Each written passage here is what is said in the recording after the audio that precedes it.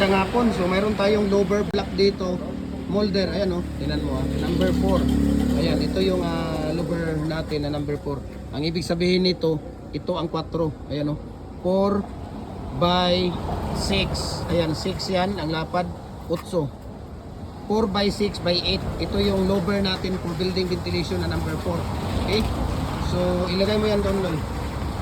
Ilagay mo dito yan sa ano natin. Yung number 4 na lower.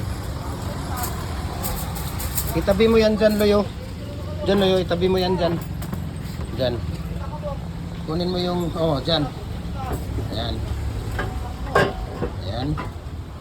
Tapos, kunin mo yung number 6 na lower doon, Loy. Saglit lang ha. Papakita natin sa kanila. So, ito yung mga stock natin ngayon dito. Busy din sila dito sa gumagawa ng mating art. Ayan. Tingnan natin dito. Diyan lang ka lang, Long. Diyan ka lang, Loy. Ito po yung number 6 natin na lower. Ayan o. So ibig sabihin 6 po ito. 6. Ayan o. Size dito. Size din ang lapad nito. 6 by 6 by 8. Ha? 6 by 6 by 8 yan. Sige, tingnan natin dito. Loy, at dito mo ilalagay yan. Diyan sa taas, Loy. Diyan mo ilalagay. Diyan. Iharap mo dito yung pangalan. Huwag ganyan. Ana. Okay. Yan lang yan. Okay. Number 6 na lower natin. So, kunin mo pa yung isang lower doon, Loy. Yung isang lower doon, kunin mo. So, ito po yung mga decorative natin dito, no? Decorative. No? Ayan.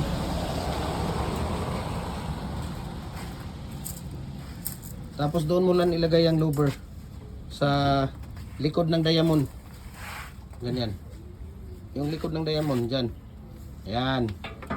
Ayan, Loy. Nadali mo talaga, Loy. No? Nadali mo. Batang bata, Loy. Nadali mo. Okay? So, tingnan natin, Loy. I-video mo ako, Loy. Video mo ako. Ayan. Ha? Video mo ako. Tingnan natin to ang sukat nito. Okay? Number 6 natin kung ano yung sukat niya. Lapit ka dito, Loy. Lapit ka. Ito ang kuhanan mo ng So, 6.5 pala yan. Ayan o, 6.5 yung ano niya. Ayan. Tapos, palayo ka. Kuhanin mo lahat ito. Tapos dito, 8 feet. 1 feet pala to. 12 inches pala to. 12 inches. Ayan, 12 inches.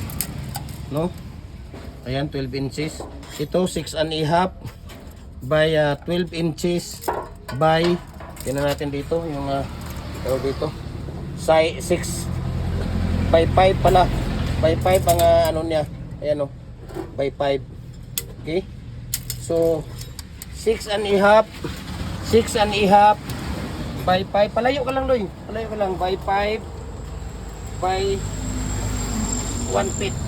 Okay, so yun po ang sukat natin ng lower block natin. Okay, so maraming salamat, and God bless po sa ating lahat.